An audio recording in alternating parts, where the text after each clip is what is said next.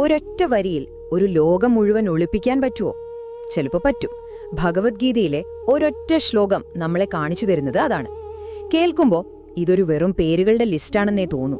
പക്ഷേ അതിനകത്തൊരു യുദ്ധത്തിന്റെ ഭാവി തന്നെ, ഒരു രാജകുമാരന്റെ ഉള്ളിലെ ആദ്യം മുഴുവൻ ഒളിപ്പിച്ചു വെച്ചിട്ടുണ്ട്. അപ്പോ നമുക്ക് അതൊന്ന് പൊളിച്ചു നോക്കിയാലോ? ദാ ഇതാണ് ആ ശ്ലോകം. കുരുക്ഷേത്ര യുദ്ധം ദാ തുടങ്ങാൻ പോകുന്നു.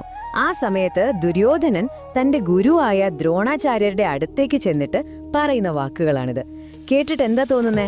കുറേ പേരുകള് അല്ലേ? പക്ഷേ ഈ പേരുകൾക്ക് പിന്നിൽ എന്തെങ്കിലും ഒളിഞ്ഞിരിപ്പുണ്ടാവുമോ? അതെ, അത് തന്നെയാണ് നമ്മൾ ഇവിടെ ചോദിക്കാൻ പോകുന്ന ചോദ്യം. ഇതൊരു സാധാരണ ഒരു അറ്റൻഡൻസ് എടുക്കുന്ന പോലത്തെ ലിസ്റ്റാണോ, അതോ ഓരോ വാക്കും അളന്നു മുറിച്ച് ഒരു മാനസികായുധം പോലെ ദുര്യോധനൻ പ്രയോഗിച്ചതാണോ? അയാളുടെ ഭയവും തന്ത്രവും ഇതിന് പിന്നിലുണ്ടോ? നമുക്കൊന്ന് ആഴത്തിലിറങ്ങിച്ചല്ല. അപ്പൊ ശരി, നമുക്ക് വിശകലനം തുടങ്ങാം. ആദ്യം തന്നെ ഈ ശ്ലോകത്തിൽ പറയുന്ന ഓരോരുത്തരെയും, ഓരോ യോദ്ധാവിനെയും നമുക്ക് എടുത്ത് പരിശോധിക്കാം. ആരാണിവർ? എന്താണ് ഇവരുടെ പ്രത്യേകത? അപ്പോ ആദ്യത്തെ 3 പേർ, ധൃഷ്ടകേതു, ചേകിദാനൻ, പിന്നെ കാശിരാജൻ.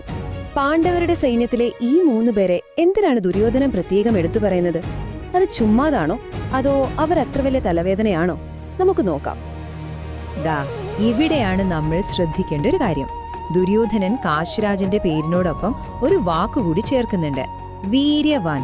അതായത് പരാക്രമി, ശക്തൻ എന്നൊക്കെ.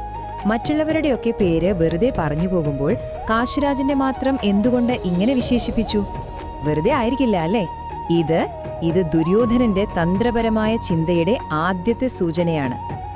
ഓക്കെ, ഇനി അടുത്ത 3 പേരിലേക്ക് വരാം. പുരുജിത്, കുന്തിഭോജൻ, പിന്നെ ശൈബ്യൻ. ഇവിടെ ശ്രദ്ധിക്കേണ്ടത് എന്താണെന്ന് വെച്ചാൽ, ഈ യോദ്ധാക്കൾക്ക് പാണ്ഡവരുമായിട്ടുള്ള വെറും സൗഹൃദമല്ല, നല്ല ഉറച്ച കുടുംബ ബന്ധം തന്നെയുണ്ട്. അപ്പോ ഇത് വെറും ഒരു മിലിറ്ററി അലയൻസ് അല്ല, അതിനപ്പുറം എന്തോ ഒന്ന് ദുര്യോധനൻ ഇതിൽ കാണുന്നുണ്ട്. നരപുങ്കവ എന്താ അതിന്റെ അർത്ഥം? മനുഷ്യരിലെ കാള എന്നും. അതായത് പുരുഷന്മാരിൽ ഏറ്റവും ശ്രേഷ്ഠനായവൻ, ഒരു എക്സലന്റ് ലീഡർ. ഇതൊരു ചെറിയ പദവിയല്ല. ഇവിടെയും ദുര്യോധനൻ ഈ വിശേഷണം ഒരാൾക്ക് മാത്രമേ കൊടുക്കുന്നുള്ളൂ, ശൈബ്യന്. അപ്പോൾ ആദ്യം കാശിരാജന് വീര്യവാൻ എന്ന് കൊടുത്തു, ഇപ്പോൾ ശൈബ്യന് നരപുങ്കവ എന്നും. ഇതിൽ നിന്നൊരു കാര്യം വ്യക്തമാണ്, ദുര്യോധനൻ വെറുതെ പേരുകൾ പറയുകയല്ല, ശത്രുപക്ഷത്തെ പ്രധാനപ്പെട്ട ആളുകളെ കൃത്യമായി മാർക്ക് ചെയ്യുകയാണ്. ഓക്കെ, അപ്പോ ഇവരൊക്കെ ആരാണെന്ന് നമുക്ക് ഏകദേശം ഒരു ധാരണയായി. ഇനി നമുക്ക് അടുത്ത ചോദ്യത്തിലേക്ക് കടക്കാം. എന്തിനാണ് ദുര്യോധനൻ ഈ 6 പേരെ തന്നെ പ്രത്യേകം എടുത്തു പറഞ്ഞത്? ഇതിന് പിന്നിലെ സ്ട്രാറ്റജി എന്താണ്? ശരിക്കും പറഞ്ഞാൽ ഇതൊരു മിലിറ്ററി ഇന്റലിജൻസ് ബ്രീഫിംഗ് പോലെയാണ്.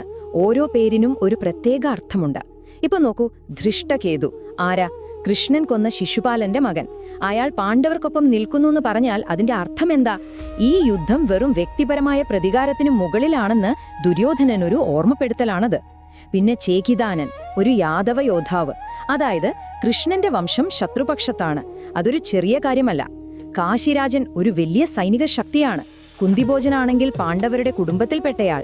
ശൈബ്യനാണെങ്കിൽ ഒരു അസാമാന്യനായ നേതാവും. അപ്പൊ ശരിക്കും ഇതൊരു വെറും പേരുകളുടെ ലിസ്റ്റ് അല്ല, ഇതൊരു മാപ്പാണ്. പാണ്ഡവർക്ക് ഇന്ത്യയുടെ പല ഭാഗത്തു നിന്നും കിട്ടുന്ന പിന്തുണയുടെ ഒരു മാപ്പ്.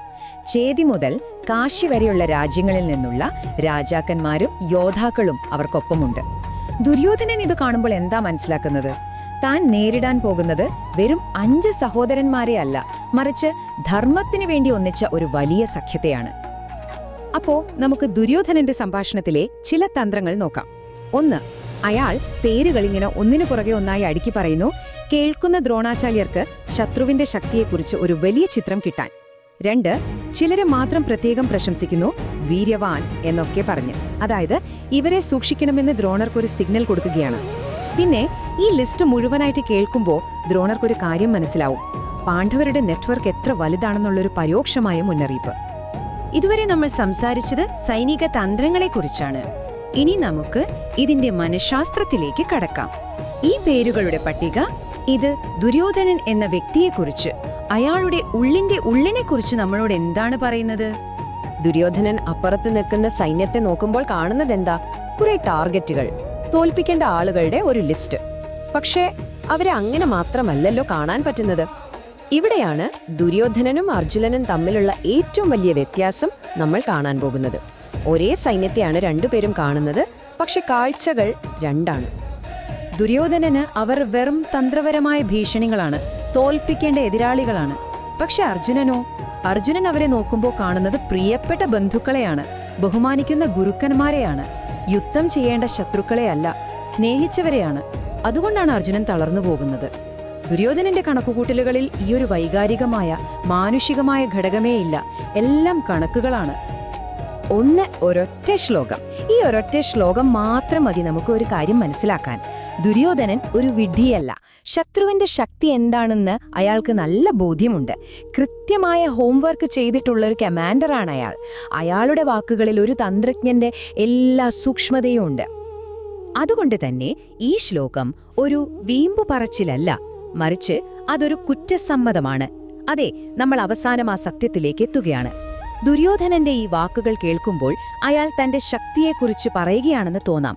പക്ഷെ സത്യത്തിൽ അത് അയാളുടെ ഉള്ളിലെ ആഴത്തിലുള്ള ഉത്കണ്ഠയാണ്, പേടിയാണ് പുറത്തുവരുന്നത്.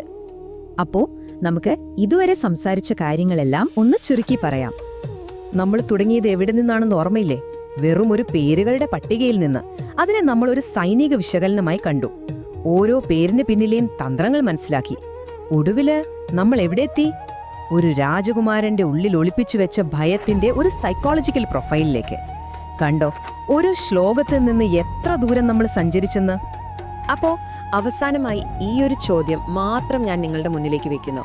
യുദ്ധത്തിലെ ആദ്യത്തെ അമ്പെയ്യുന്നതിന് മുമ്പ് തന്നെ ദുര്യോധനന്റെ ഉള്ളിൽ ഇത്രയും വലിയ ഭയമുണ്ടെങ്കിൽ, ധർമ്മത്തിനു വേണ്ടിയുള്ള ആ യുദ്ധം എത്രത്തോളം വലുതായിരിക്കും, എത്രത്തോളം സങ്കീർണമായിരിക്കും? ആ യുദ്ധത്തിന്റെ യഥാർത്ഥ സ്വഭാവത്തെക്കുറിച്ച് ഈ ഭയം നമ്മളോട് എന്താണ് പറയുന്നത്? ഒന്ന് ആലോചിച്ചു നോക്കൂ. വീഡിയോ ഇഷ്ടപ്പെട്ടെങ്കിൽ ചാനൽ സബ്സ്ക്രൈബ് ചെയ്യാൻ മറക്കല്ലേ.